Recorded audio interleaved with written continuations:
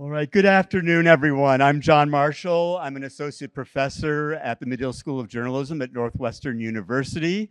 And it is my great honor to moderate this panel of distinguished members of the inquiry staff. We heard during the first panel about the statements of information. The research staff, the library staff, worked many hours to put those statements together. We have with us John Peterson, who was a member of that staff. John, can you tell us about what went into that process and the hours that were put into it?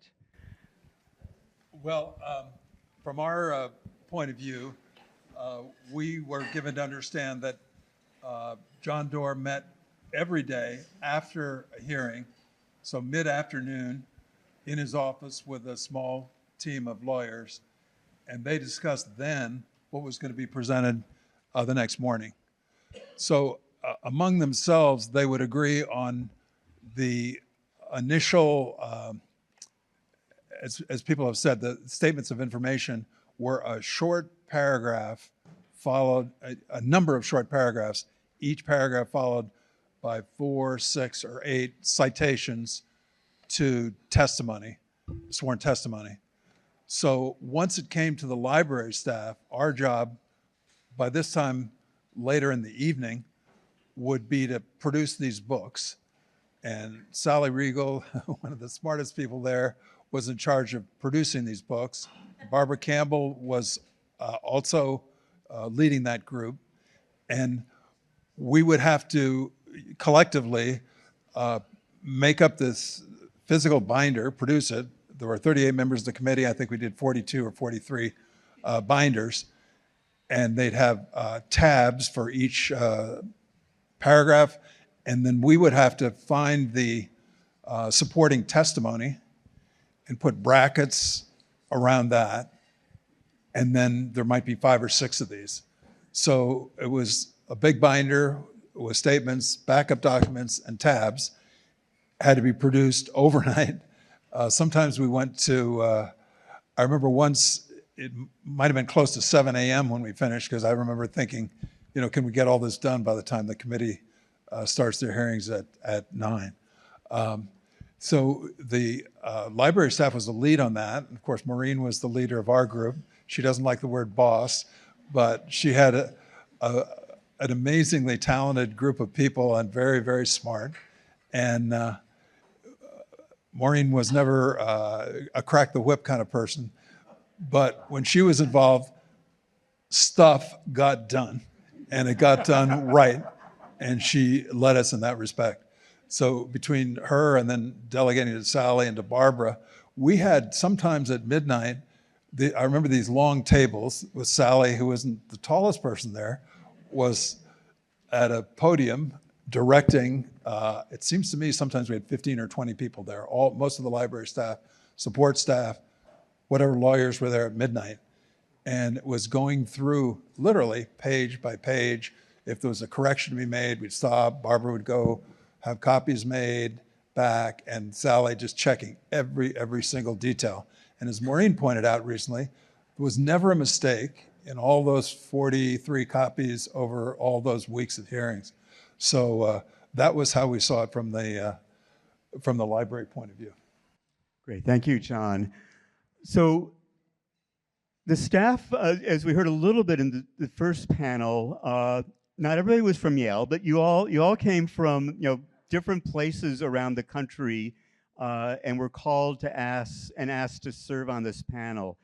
Smith McKeithen, can you tell us about your experience being asked to serve on the inquiry staff?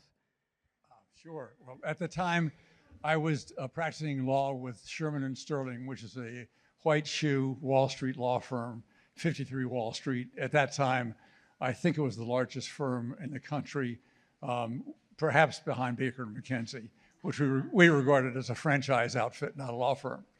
At any event, in late 1973, I had personally taken a leave of absence to have some surgery done. And I came back in December and wanted to dive back into my work. And I was just 2 years into the legal profession. I worked with a fellow named Joe Doyle, who was a fabulous technical lawyer. Joe Doyle had been a decorated Navy pilot, sank 2 Japanese aircraft carriers on his own, Silver Stars, Navy Crosses, a hero who then put his head down and began to make a living and become a great technical lawyer. And I wanted to become a great technical lawyer too. And it was a privilege to be a student of his. Well, one day in January, I got a call from John Weiser, who was our managing partner. January 74. Yes, sir. January 74, thank you. Got the years wrong. And John asked me if I would consider working for the impeachment staff. And I told him, that sounds great, but I just got back from surgery. I just got back in the groove with Joe Doyle. Find somebody else.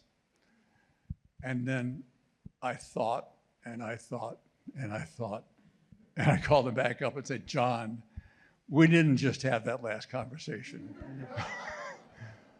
Put my hat in the ring, let's see what happens. But don't tell Joe Doyle, whatever you do. If something happens, he'll find out from me. If nothing happens, then that's what goes on. So that's all that I knew. Went back to work. And the next Friday evening, as was Joe Doyle's practice, he had young attorneys sitting in his office until they had no more questions to ask. That's the kind of leader he was. And I was one of them, sitting in his office asking him questions about the Trust Indenture Act of 1939. You want excitement? That's the place to go. And Doyle took the phone rang, he took the phone up and he looked at me and he said, Mr. McKeithen, would you mind stepping out for a minute? So I said, yes, sir. So I stepped out of his office and sat in his secretary's office, her area. And then after about a minute and a half, he came out and brought me back in, and he dismissed the other lawyers who were there, and he sat me down and he said, I've just had a call from a gentleman named Rufus Cormier. Is there something you know that I don't about your career? And I said, well, that wasn't supposed to happen, Mr. Doyle, but yes. And he looked at me and he said, are you interested in this? I said, yes, sir. And he said, well, Smith, we had the war. Good luck. That's how I joined the staff. Yeah, thank you. Thank you, Smith. Bob Traynor, you had been a Judiciary Committee staffer before joining the inquiry staff. What was the relationship like between the inquiry staff and the staff of the Judiciary Committee? I had joined the Judiciary Committee staff in September of 1973. And just about that very same time that I joined, Spiro Agnew, his investigation was initiated. And within a very short time thereafter, he resigned from office. President Nixon then nominated Gerald Ford to be vice president. And I spent the next several weeks out in Grand Rapids, Michigan. And I worked on the nomination, the confirmation hearings, which then began in November, extended into early December. And as a consequence, I got to know very well a lot of my colleagues on the Judiciary Committee staff. There was the General Counsel, there was Bill Dixon, who in fact I worked with very closely on the confirmation proceedings. Finally, that was completed. But during the interim, there was the Saturday night massacre that we heard about before.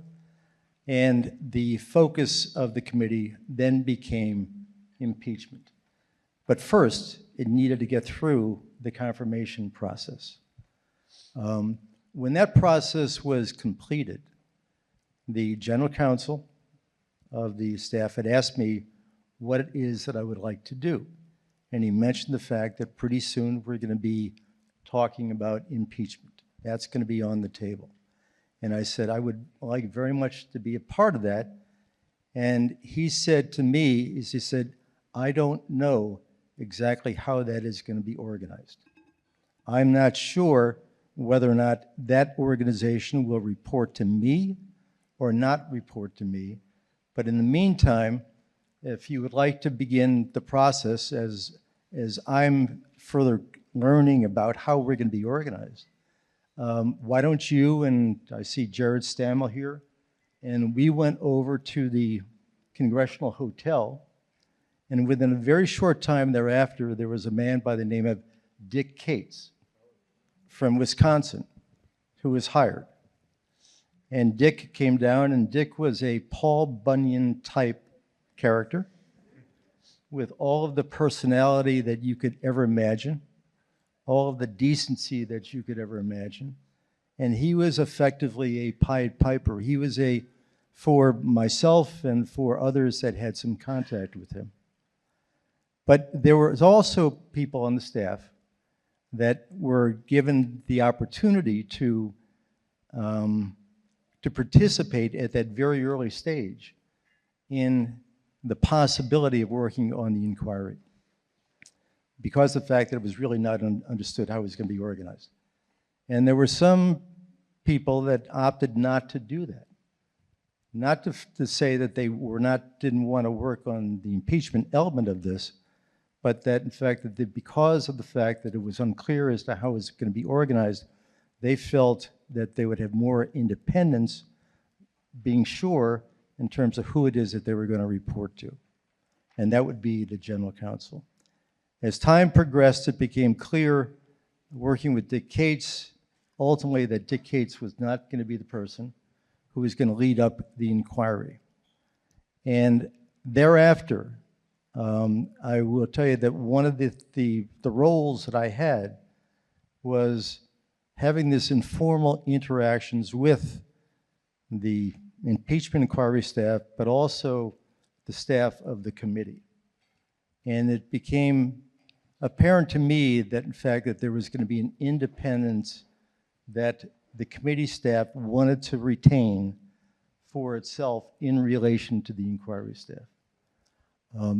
I had talked to John Doerr about that and assured him that in fact that my personal commitment was to him, was to making sure that we were going to go forward and I would be a member of that staff.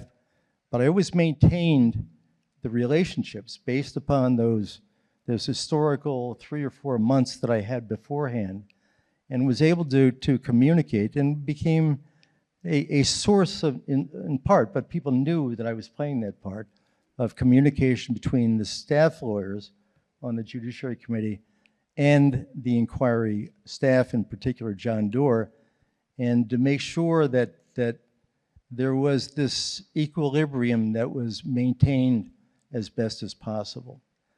The one rule, I will say, that it became, there was an impatience. There was clearly an impatience on the part of the staff of the Judiciary Committee to move this forward with some expedition. And there was an impatience to move it forward at a speed which, in fact, they didn't see the inquiry staff moving forward. And that was something that was continued to be an element throughout the course of our work on the inquiry staff. Thank you. We heard at the first panel a lot about John Doerr, as we should. Ted Tetzlaff, you worked for Minority Counsel Albert Jenner, who had been chosen by the Republicans. What was it like to work for Albert Jenner, and what was his relationship like with John Doerr? Well, Bert Jenner was a true professional lawyer. All he cared about was the law, its practice, its application, its employment. And I started working with him when I guess I joined his firm about 8 months before.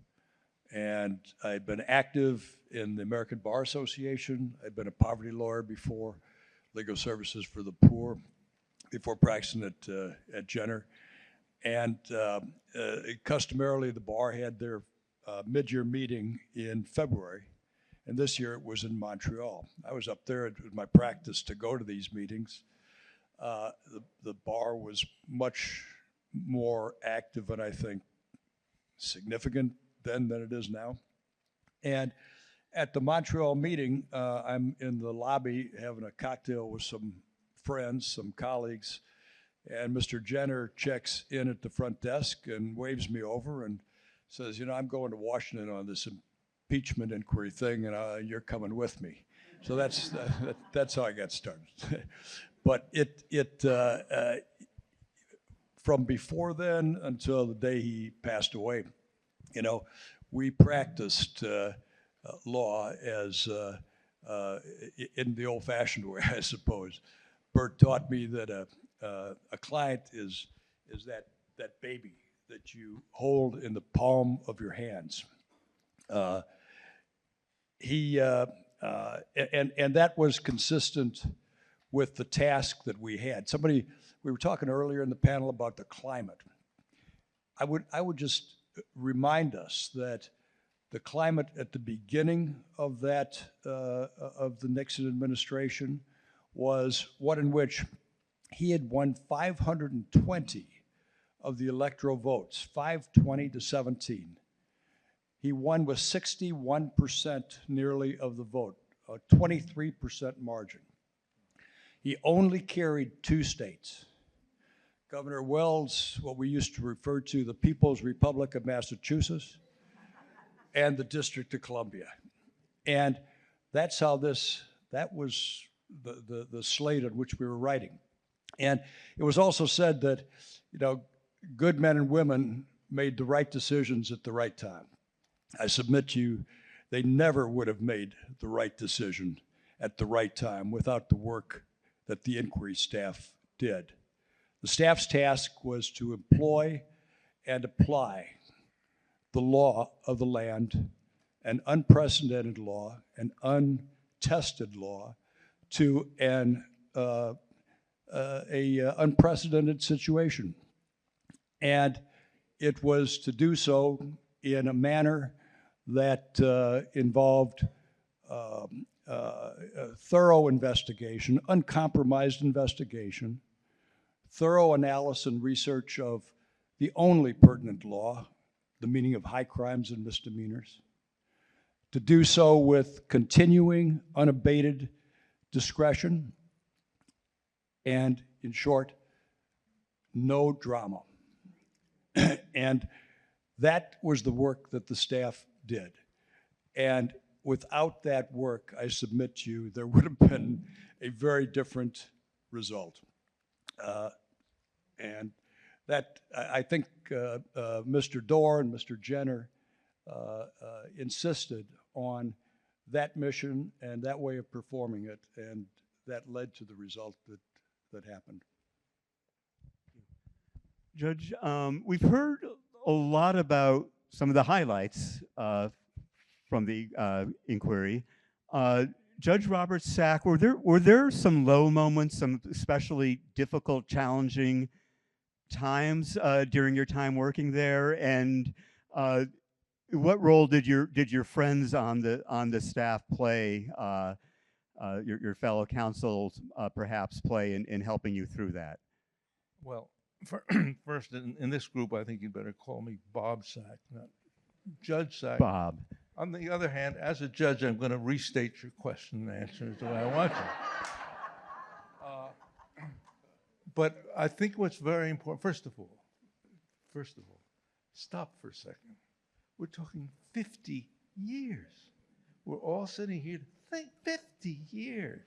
It's extraordinary. And it's a little hard. I was 34 years old, and I was a senior member of the staff. I think, I have been told, and I don't know if it's good or bad, I'm told that I am now the oldest person in this room. And I was 34 at the time. So it's kind of important to remember how much has gone on since then. It's important to remember, we know now, looking back, what it was like in January of '74. We didn't know in January '74 what it's going to be like in February '74, let alone whatever today's date is. I'm not quite sure.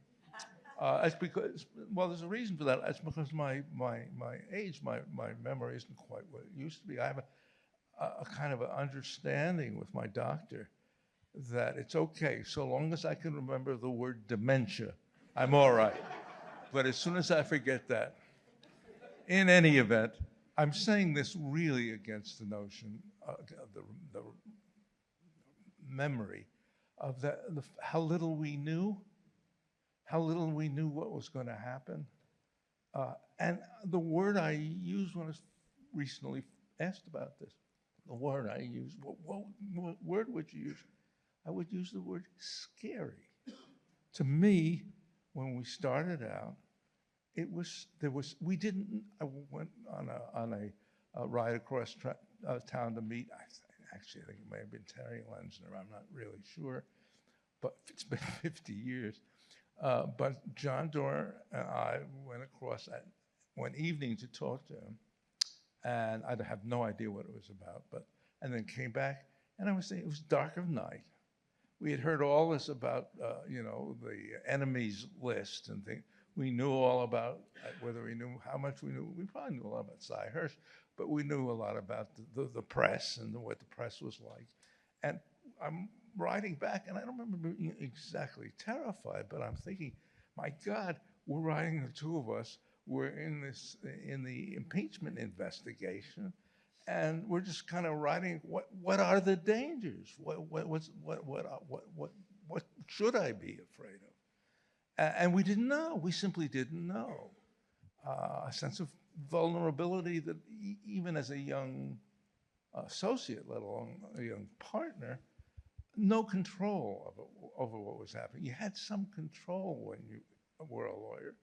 You had some control, not as much as you may think if you're a judge. But when you were down there, we had no control. If somebody had leaked out the notion that John Doerr and I were going to talk to a former Civil Rights Division person, who knew? It gets to the Washington Post, it gets out. The notion that they would have cared about me and my reputation when they responded, I knew that wasn't so. It was lack of control, vulnerability. I say this all by way of actually answering the question that I was asked. And that is what I remember, and it's hard to start any sentence that I'm going to say without using the words, I remember. But it was maybe in March, that would be close. And I was in a meeting with Joe Woods, who was the chief lawman, and Hillary was there, and Fred Altshuler was there, and me. And I've since learned that it wasn't unusual, but I was in there and saying something about law, whether I had written a memo or whether I had said something about law. I don't remember at all. I do remember that Joe came down upon me like a what they call a house of bricks, at least. Woods, no. Bricks, yeah. He just talked to me as though I was just the dumbest person on earth. I didn't feel good. It didn't make me happy. So I walked out of there, and I walked down to my office, and I went down towards my car, which I had parked. And as you probably know, if your parking places are given out by seniority, And so my car had one tire in the river. So I mean, we was long. So I'm walking along, sad as I could be, just scared. And I was walking 1 block, 2 blocks, and I hear a pitter patter of feet behind me. And I went, what is this? And I turn around, and there's Fred and Hillary coming up, literally patting me on the back and say, Bob, don't worry about it. You were fine. Everything's going to be okay. I say that and I'm going to cry because it was this kind of thing, so little. It was as kind of thing as has ever happened to me. That's the way they were. At our best, that's the way we were to each other. I have to add, I feel compelled to add a footnote that we understand. I think it was Robin Johansson, who heard a couple of days ago, that Fred, who has been disabled for some time, is in very serious condition. And I kind of, in my memory and in yours, I wanted to share that sad news with you. But I'm sorry, but thank you. Thank you, Bob.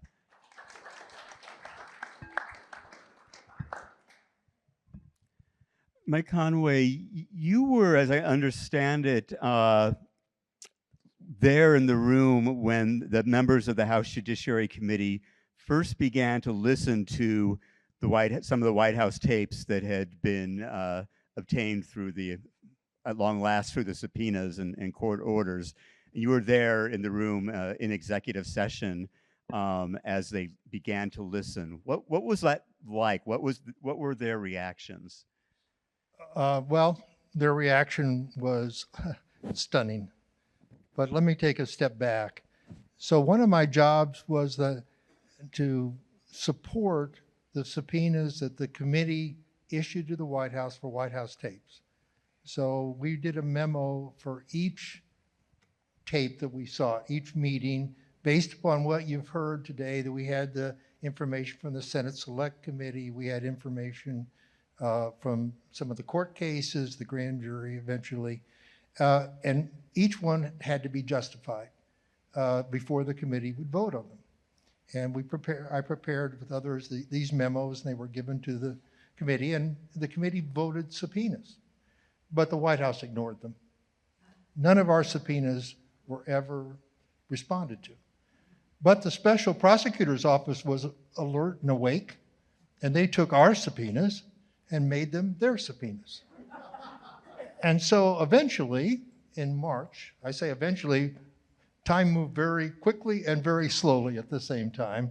Eventually in March, we received a bag from the grand jury, and it contained a handful of subpoenas of White House tapes, of tapes produced in response to the subpoena. The tapes were of poor quality. Your iPhone makes so much better recordings than the White House taping system. So 2 things happened that were very important.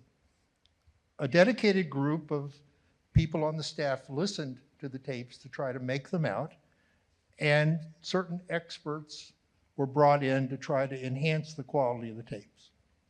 But the big breakthrough occurred when Bob Shelton, who's here today, went to the White House, and through an arrangement that was made with James St. Clair, made brand new copies of the tapes directly. So we had these qualities of the tapes. And so on April 30th, when the president released the so-called expletive deleted tapes that were inaccurate, we had the tapes. People had studied the tapes and pointed out the discrepancy, which became part of the charges in the impeachment inquiry. So to go forward to John's place, the members of the committee knew we had tapes. They also knew they hadn't heard the tapes. And in executive session, the committee members put on headphones that were big and clunky, and the tapes were turned on. And I'm searching for the right word. It was dramatic, impressive, disturbing. They were listening to the tapes for the first time. They had the transcript. The transcript is not the tape. To hear the words of the president, to hear the words of John Dean, to hear the words of Haldeman and Ehrlichman were so profound. And every time a tape was played, that same impact occurred. Which raises the question, had there not been tapes, would the outcome have been different? And maybe so. Thanks, John.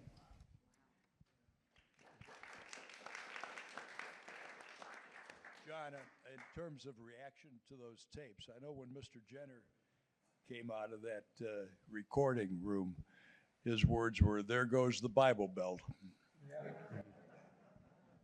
So, John Peterson, you were one of the people who actually worked on comparing what the Nixon White House had released as its version of the transcripts of the tapes, and then the transcripts of the actual tapes, as I understand it. What was that process like? How did you go about it, and what was it like to be there? Well, first I have to thank Dorothy Landsberg, who's not here today. She was a key, a very close associate of John Doerr from several previous jobs, and Doerr had lots of confidence in her. So Dorothy, at one point, asked me to help her on a project, which was to compare the White House transcripts with the transcripts that were made by Bob Shelton and Jeff Banchero on our staff. And Dorothy was working part-time. She had a young family. And what she said to me as the assignment, she said, we've got to read through both these sets of transcripts, and then John wants us to write a legal brief about the differences. So I started with that assignment. And Dorothy, after a few days of looking at these, well, first of all, let me just describe the transcripts. Ours were regular typewritten transcriptions of the, I think, 6 or so conversations that we got by subpoena that Judge Sirica mandated come to our committee. The White House, sometime before that, had published what was like an old-fashioned telephone directory. It was about this thick. There were 8.5 by 11 pages, and it was of many, many more conversations than the ones that we got recordings of. They made what I think was a really big mistake. When they deleted big parts of the transcribed conversations, instead of cutting and pasting literally or with word processing, which was new at the time, they merely whited out what they were deleting. So that had a couple implications in our comparison. One is you could read what our guys had produced. You could literally count the letters and spaces of what was deleted. And if in many cases, our transcripts matched exactly the amount of space that they had deleted. But after a couple of days of looking at this, I said to Dorothy, I said, I don't think we should be writing a legal brief. I think we should present these things side by side. And the fact that they had all this huge white space meant that the reader you don't have to read the whole document. You saw those big chunks of white space and your eye just automatically went over, what did they delete? So by the fact that they left all that white space, it let us count the words, and it also let us do a side-by-side comparison. And I felt privileged to work on that. And one of my things I'm most happy about at the end of impeachment, I went into John Doerr's office to ask him to sign. Funnily enough, Doonesbury had done a cartoon at the very time that we knew that Doerr was presenting to Chairman Rodino and Mr. Hutchinson, the minority leader. Doonesbury that very week had a cartoon about that presentation of evidence. So I took that into, when Nixon resigned, I took it into Doerr's office to get it signed. And he said something about the cartoon, and he said, your work on the transcript comparison made a major difference, and really means a lot to me. So I have to thank Dorothy and Maureen for giving me that assignment. Yeah, I think we all have to thank the research staff for all the work that you did. Smith McKeithen, my friends in the press were trying to cover what was going on as much as they could behind closed doors. What were there ever any leaks from this inquiry staff? And what were your orders in terms of dealing with the press? Well, the orders were real simple. No. The orders were simple. Don't deal with the press. And don't deal with anybody else. Don't talk to your mother about what we're doing. So we were a closed mouth shop. No ifs, ands, or buts about that. And if leaks were alleged to have come from the staff, we knew they didn't come. Now, the reporters were all over members of the staff. And I remember one article that I think was in one of the reunion binders. It was about, someone's going to correct me, was it Larry Keeves' girlfriend? Someone had tracked down who Larry was dating. And the reporter asked her, after having established that Larry worked on the impeachment staff, asked her what he was doing. And she said, I don't know what he's doing, and he won't talk to me about anything else.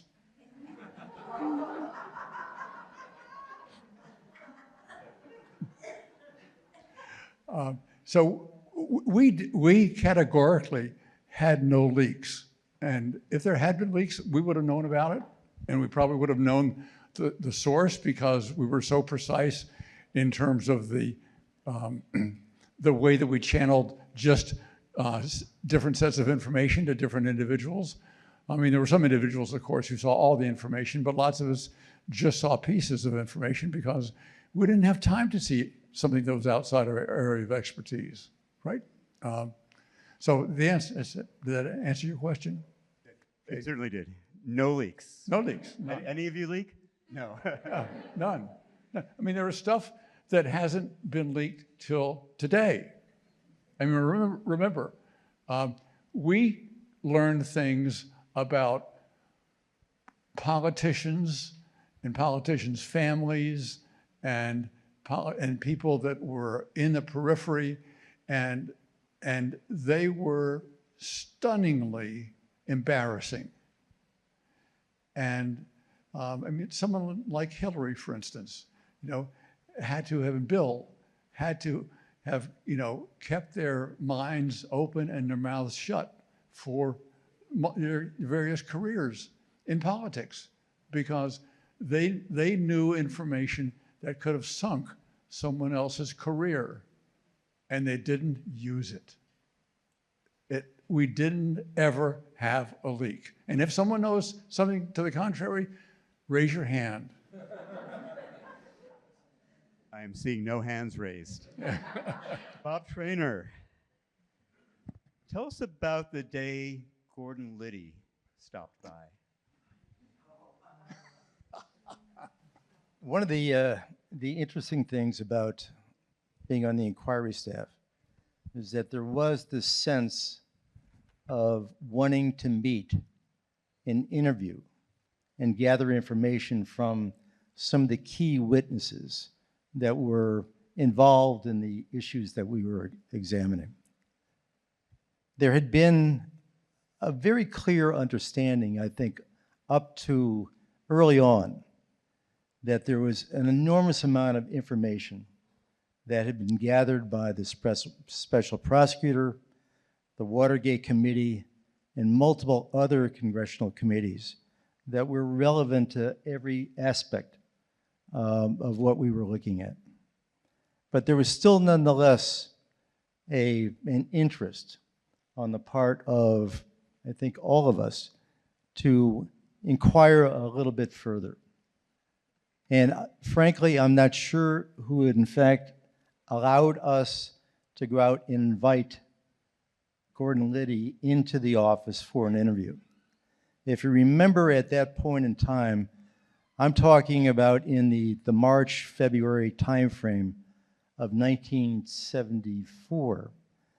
Gordon Liddy, by then, in January, had been sentenced to 20 years in jail as being part of the conspiracy, part of the break-in that occurred in June of '72. Well, we worked, we gathered information, we put together witness sheets, questions, and Gordon Liddy gets invited to come in to the office. And he was coming into Dick Cates' office. And I can't remember precisely who was there. Evan, I think that maybe that you were there. I know Larry Lucchino was there. I was there.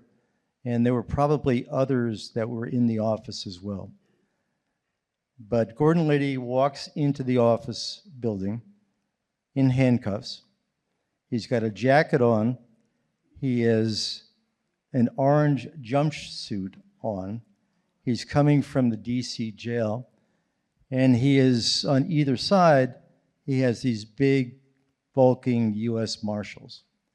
He's walking down the hall. He's very firm. We all knew about Gordon Liddy's background and his adamancy in terms of defending of the president.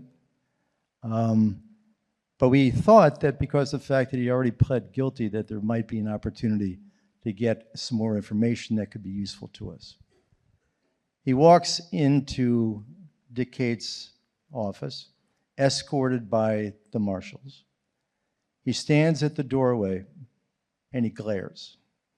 He looks at no one else in the room except Dick Cates, who is standing up there to greet Gordon Liddy.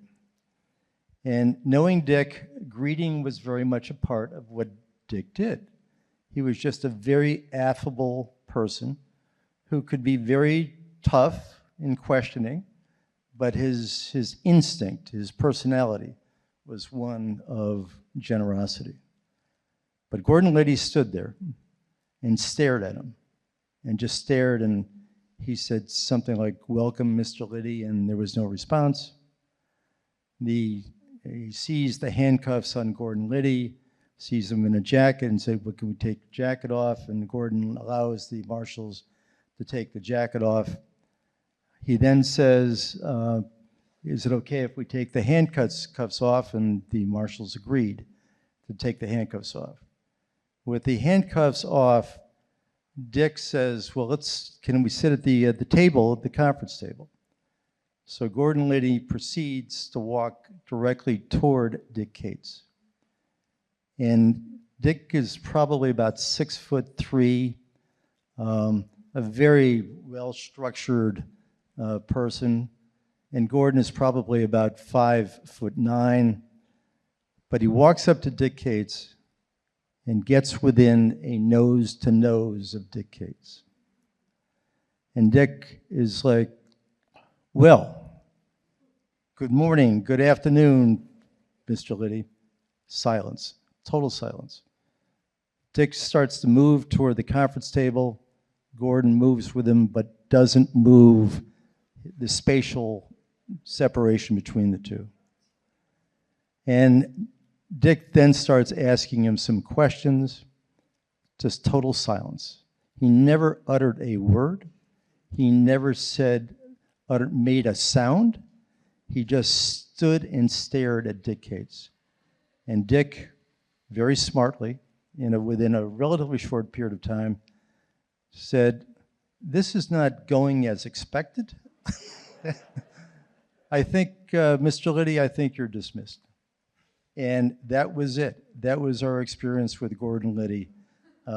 Probably the first witness that we attempted to interview. I will say that the other attempts were much more fruitful, but this was a good reminder of the fact of who we were dealing with. We have just a few minutes left, but I want to make sure to get one more question for our remaining panelists each. So Ted Tassoff, can you tell us briefly what it was like to work at the old Congressional Hotel, which was where your offices were, what that space was like on a day-to-day basis? I I think that Gordon Liddy had better accommodations. And it wasn't pretty. I mean, number of people jammed into small offices, but it was private. So, a little off the beaten path a little bit, right? Well, it wasn't quite like the Madison Hotel where Burt Jenner liked to stay. So we'd leave in the late afternoon, very late afternoon, and Burt would typically like to walk there, to the Madison from the Congressional Hotel, and then that's where I learned how to enjoy chocolate-covered marshmallows with Manhattans, which were a favorite drink of Mr. Jenner's. And then we'd have dinners, I recall, often in the Montpelier room, and then we'd walk back to the Congressional Hotel. Back to reality. Bob Sack, can you tell us about your efforts to track down the mysterious Earl Nash? Yeah, now, wait, this is a very serious story. I was sort of, if you think about what I did and didn't do, I was sort of Mr. Everything Else. And if nobody else could possibly be thought to be cut out for something, that's when John would talk to me, come down and ask me to do it. Well, listen, start quite that way, but I was Mr. Everything Else. And one afternoon, Maureen Barton comes kind of running down. I think she caught me in the hall. And she says, Bob, I need your help. I said, what's the matter? She said, there is a woman in, I think it was nearby. It was either Maryland or Virginia. I think it was Maryland. He said, she's on the phone and she's hysterical. What's the matter? She says, her husband's name is Earl Nash. Her name is Nash. Her husband's name is Earl Nash. And the reporters have been all over the Washington. Everybody has been calling her and saying, tell me, what did Earl Nash, is that your husband is Earl Nash? And what did he do with respect to the break-in? I mean, what happened? What was his role? And she knew nothing about this. Her husband, Earl Nash, was a traveling salesman who was somewhere in Indiana at the moment. And Maureen says, please call her up and talk to her. So I pick up the phone and I call her and I say, hi, I'm from the impeachment inquiry staff, and we understand that your husband's name is Earl Nash. And she says, yes, bawling. He hasn't done anything. I don't know why they're all over him. What's going on? So we take a look at these wonderful transcripts that we had done, and we go, and there's a transcript of a meeting, I think it was in March, and the meeting was the president. We still call him that. It was the president, Haldeman, Ehrlichman, and probably somebody else. And a question is asked of Haldeman. And he said, and the president says, gee, whatever it was, what shall we say? How shall we explain what we did? And Haldeman's response was, national security. And it was transcribed as, how shall I explain it? Earl Nash. And so I think I calmed her down. I think Earl Nash came home, and I think they lived happily ever after. Mike Conway, for our last question, tell us about the night of August 8th when you heard President Nixon's announcement that he was resigning, and what were your emotions like that evening? Well, it's a fitting conclusion. So after the committee had voted 3 articles of impeachment, John Doerr gave me the job of coordinating the final staff report. And I have a note of a meeting with John Doerr, July 30th, 11:30 p.m. to discuss this. So I'm working on the report. We turn on the television. president announces he's going to resign. It was like a sporting event where there's overtime and it ends. Everything that was important wasn't quite as important. So I took a bus, a public bus every day to an apartment where my young family was, and I caught it on the Senate side, and it went down Pennsylvania Avenue. And in those days, Pennsylvania Avenue was open to traffic. There aren't the barricades and things there are today. And on the bus were 3 or 4 people. There was a bus driver who had a transistor radio listening to a baseball game. We went past the White House. The White House was ablaze in lights. Beautiful. There was not a single person around. There wasn't a law enforcement person. There wasn't a protester. There wasn't a supporter. Nothing. You would not have known that the most dramatic activity in our constitutional history had just occurred. And at that moment, I thought, this process really did work. That the rule of law really did work, and that the country was accepting it.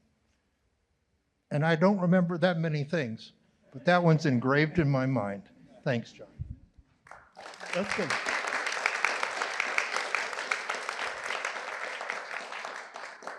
Thank you to our panelists. And I wanted to make a note of something that Bob Sack talked with me about during lunch, and Mike just mentioned, returning back home to his family. Maybe a round of applause for all the spouses and children of these people who worked these incredible long hours and were not able to spend a whole lot of time with their families.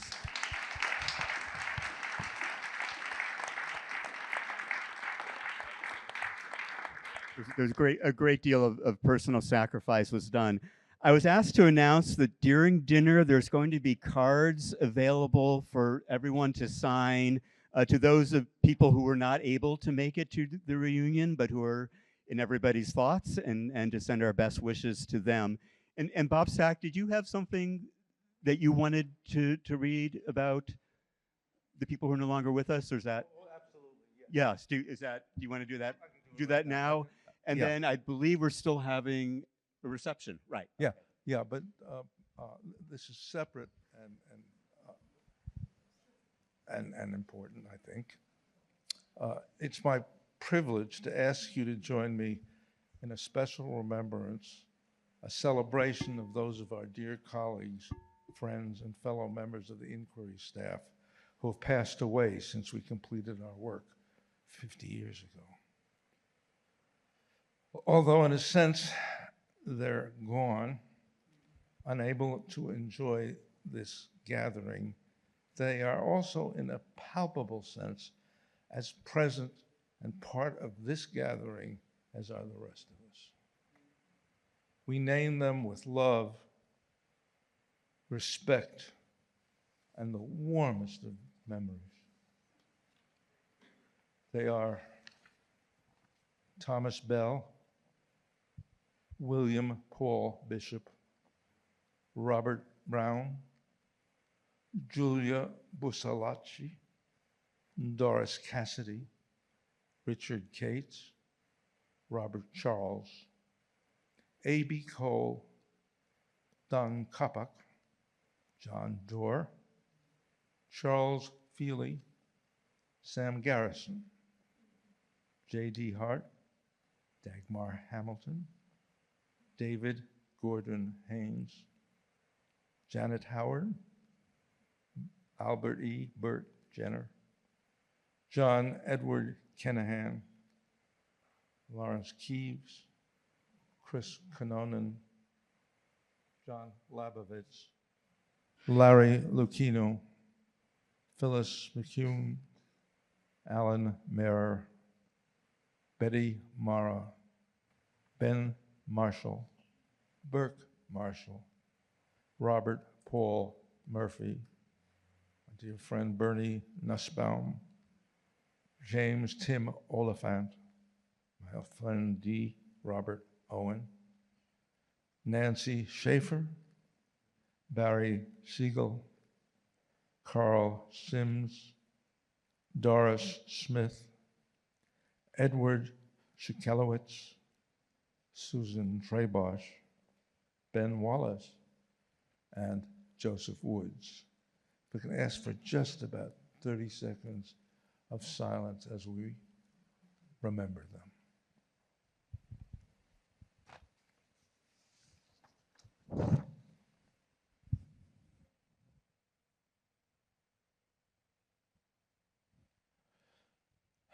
I am grateful and deeply moved. Thank you. Thank you, Bob, for that. And let's give one more round to our amazing panelists.